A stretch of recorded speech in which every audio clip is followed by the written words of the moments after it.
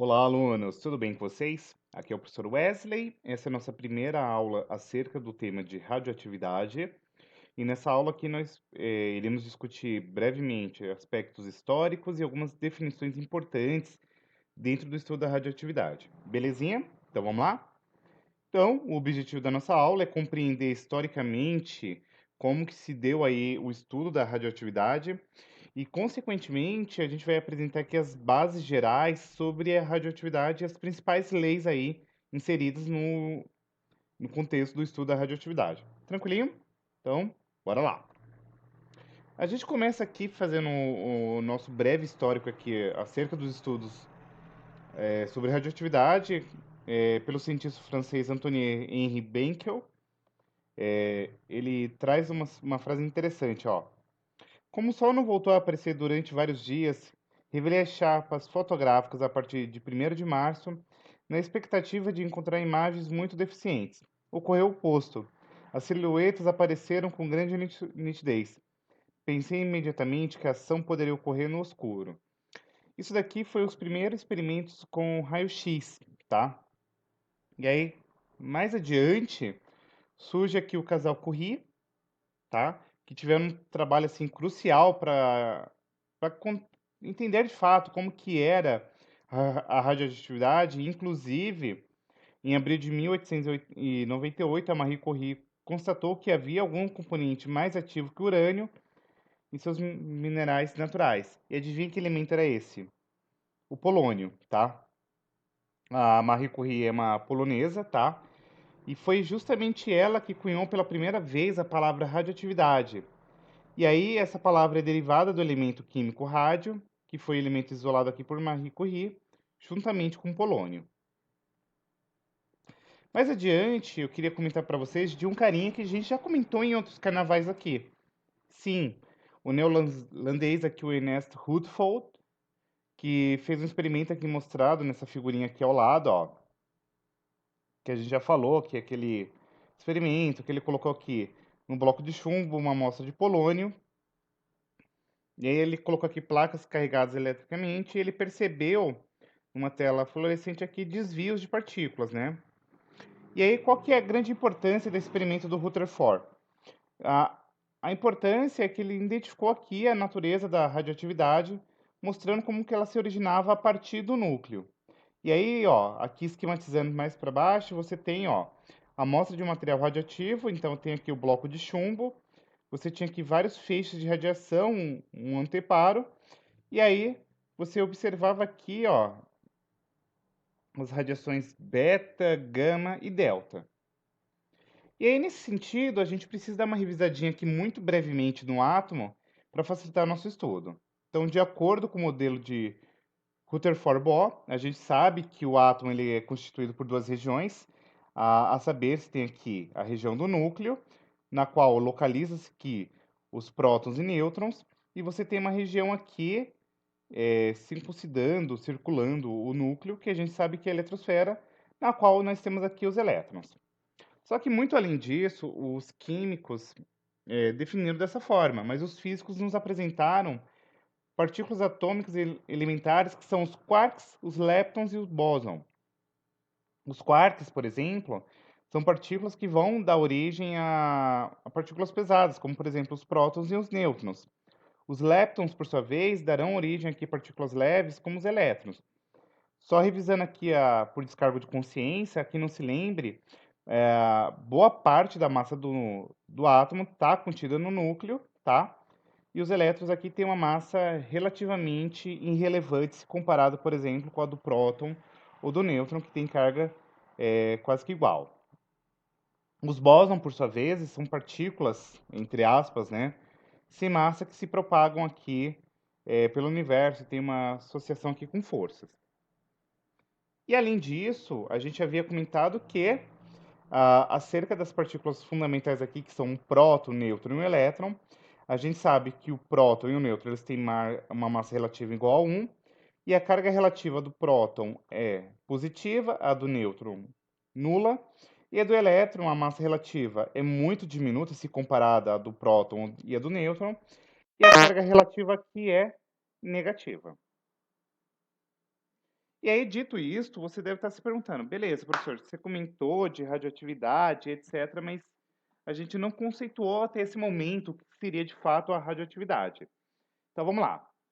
A radioatividade, gurizada, ela está diretamente atrelada aqui com uma situação na qual você tem uma instabilidade nuclear, ou seja, o núcleo ele é instável e ele vai emitindo partículas radioativas. De maneira a qual esse átomo que apresenta um núcleo instável, que vai apresentar essas radiações, ele pode se transmutar agora em um outro átomo, tá? Então, consequentemente, você muda aqui de um elemento químico para outro, você tem uma transmutação, e esse outro núcleo ele pode continuar liberando radiação de forma contínua, ou ele pode ficar agora estável, ou seja, esse processo de radiação ele se cessa. Então, a gente pode conceituar a radioatividade como um fenômeno natural, no qual você tem aqui núcleos de átomos de determinados elementos químicos que emitem radiação, de maneira a qual você passa de um elemento agora instável para um elemento estável. Então, você tem uma transmutação, e dessa transmutação, geralmente você chega agora no elemento estável. E aí, a gente precisa fazer algumas considerações extremamente importantes para elucidar aqui os fenômenos radioativos. O primeiro é que a estabilidade de um núcleo está diretamente atrelada aqui com o número de prótons e nêutrons, e toda e qualquer vez que nós falarmos de um radioisótopo, trata-se basicamente de um isótopo de um elemento que possui atividades radioativas. E por conseguinte, a gente precisa entender que a intensidade de uma radiação emitida aí por um isótopo qualquer é essencialmente uma propriedade do núcleo, então a gente vai sempre falar do núcleo, e portanto independe de qualquer fator químico ou físico, tá? Então, por exemplo, questão de formato, dissolvido ou não, condição de pressão, temperatura, etc. Isso em pouco influi. Isso daqui é uma característica oriunda basicamente do núcleo atômico. E aí, consequentemente, todo e qualquer elemento químico ele pode possuir isótopos radioativos. No entanto, o aspecto mais importante aqui a ser levado é que, para que a gente considere esse elemento como radioativo, ele possui um isótopo aqui extremamente abundante aí na natureza, beleza? Exemplos clássicos que a gente tem aqui é o próton, o deutério e o trítio, que são isótopos aqui do elemento hidrogênio. E além disso, um outro detalhe muito importante que vocês precisam se atentar agora, já dando um viés mais químico, é que na química a gente tem duas classes aqui de elementos. Elementos que a gente chama de transurânicos, que são basicamente elementos químicos radioativos que têm um número maior do que 92, tá? E aí, basicamente, todo e qualquer elemento artificial aqui com número atômico maior do que 92, ele é extremamente instável aí devido aos seus grandes núcleos. Então, consequentemente, eles são radioativos. Todavia, a gente também tem elementos radioativos que não necessariamente têm número atômico maior do que 92. São aqui os chamados elementos cisurânicos, tá? São basicamente elementos químicos também artificiais que possuem um número atômico menor ou igual a 92, e os elementos cisurânicos aqui conhecidos são o tenéxio, o promécio, o astato e o frâncio. São esses daqui, ó. E aí, a gente precisa entender agora quais são as principais emissões naturais aí associadas com núcleos radioativos.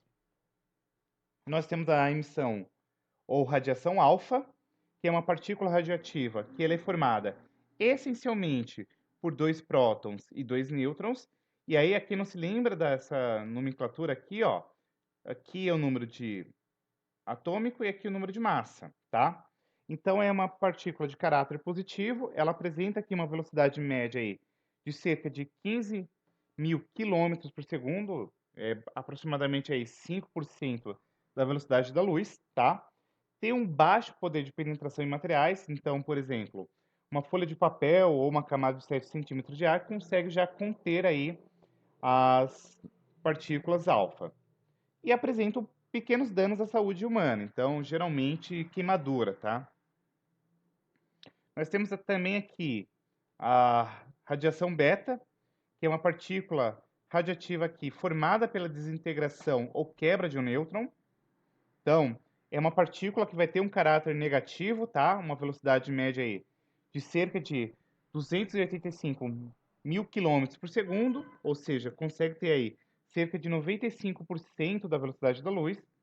Tem médio poder de penetração, tá? Então, por exemplo, para que a gente consiga conter uma radiação beta, nós precisaríamos, por exemplo, de uma chapa de alumínio de 1 centímetro, ou até mesmo de chumbo aqui de 2 milímetros, tá? Pode causar alguns problemas aqui sérios, porque conseguem penetrar até cerca de 2 centímetros na pele. E o que a gente precisa entender, ó? A radiação beta, ela está atrelada aqui com a desintegração ou quebra de um nêutron. Então, você forma aqui isso daqui, beleza? Então, você tem agora um nêutron que se desintegra formando um próton, mais elétrons, mais um neutrino. Por fim, nós temos ainda a radiação gama, que é basicamente uma onda eletromagnética, diferentemente das partículas alfa e beta, tá? Não possui carga elétrica e muito menos massa.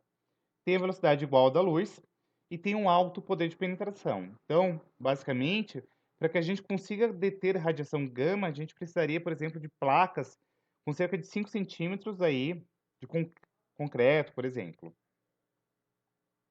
E aí, é importante vocês se aterem que a radiação gama, ela apresenta aqui, diferentemente da radiação beta e alfa, danos bastante extensivos à saúde humana. E aí, só para pontuar o que a gente falou anteriormente, o grau de penetração da partícula alfa, ó, ela consegue ser, por exemplo, retida aqui no papel ou na pele, por exemplo. A partícula beta, ela já consegue penetrar, por exemplo, o corpo e chega até, por exemplo, nos músculos. Os raios X conseguem ter um grau de penetração muito maior. Raio gama, ó, e as partículas de nêutron. Belezinha? Então, o poder de penetração da alfa é baixo, da beta médio e da gama extremamente alto. Belezinha? E aí, por fim, mas não menos importante, a gente precisa ainda falar aqui brevemente, mas a gente vai trabalhar de forma muito exaustiva isso aqui em sala de aula, sobre as leis da radioatividade. A, a primeira lei é a lei de Soddy, tá? Que é basicamente que ele fala o seguinte: quando o nuclídeo emite uma partícula alfa, seu número de massa diminui em 4 unidades e seu número atômico em 2 unidades. Aí você deve estar se perguntando, professor, entendi bulhufas do que você comentou aqui. Então vamos lá, ó. Vamos voltar aqui para fazer sentido. O que a gente tem é o seguinte: você vai ter uma situação na qual um elemento radioativo tem o número de massa A e o número atômico Z. E aí, quando ele sofre essa desintegração aqui nuclear, ele vai liberar uma partícula alfa, que tem aqui número de massa igual a 4, número atômico igual a 2. E aí, consequentemente, o novo elemento aqui, o elemento transmutado, ele vai ter uma massa diminuída em 4 unidades e o número atômico diminuído em 2 unidades. Pro, dá um exemplo aí. Então, por exemplo, você tem aqui o tório, que tem o número atômico igual a 90 e o número de massa igual a 230. Quando ele sofre aqui a emissão de uma partícula alfa, ele forma aqui o rádio, que tem um número atômico igual a 88 e um número de massa igual a 226. Então percebam que daqui para cá o número de massa diminuiu em 4 unidades e daqui para cá o número atômico diminuiu em 2 unidades. Beleza? Essa é a lei de Soddy. A segunda lei da radioatividade é denominada como lei de Soddy-Franges-Russell, que ele fala o seguinte: quando você tem uma emissão beta, o número de massa não se altera, todavia o número atômico vai aumentar em uma unidade. Então, por exemplo, você tem aqui uma situação na qual você tem um elemento radioativo com o número de massa A e o número atômico Z, vai emitir uma partícula beta, tá? E essa partícula beta aqui, quando você tem essa transmutação liberando partícula beta, o novo elemento aqui, que seria o elemento Y, ele vai ter o número de massa idêntico ao do elemento X, todavia o número de atômico aumenta em uma unidade. Pro, mas qual que é a importância da gente saber isso? A grande importância, gurizada, é o seguinte: independentemente de ser uma emissão alfa ou beta, o número de massa e, consequentemente, a carga ela se mantém. O que você só vai ter é o seguinte, ó. Se você perceber aqui, 1 menos 1 mais 1 vai dar quanto? O mesmo número que você tinha aqui anteriormente, tá? Então, por exemplo, ó, carbono radioativo. Então, carbono 14. Quando ele sofre aqui uma transmutação, formando, por exemplo, o nitrogênio radioativo, percebam que ó, o número de massa manteve-se, todavia o número atômico aumentou em uma unidade, tá bom? Nós temos ainda a radiação positron, que é uma situação na qual você tem aqui partículas que vai ter a mesma massa do elétron, porém possuem aqui carga positiva. Elas são simbolizadas basicamente dessa forma, ó. Tem três formas de você fazer isso aqui, belezinha? E por fim, a gente tem aqui a meta-estabilidade, que é uma situação na qual a estabilidade é alcançada somente com a emissão de radiação gama. Beleza? E é isso, gente. Espero que vocês tenham curtido, que a aula tenha ficado clara. E aí, eu ainda pretendo fazer mais 2 videoaulas sobre radioatividade para a gente complementar esses conceitos, tá bom? Um super beijo e até a próxima. Fui!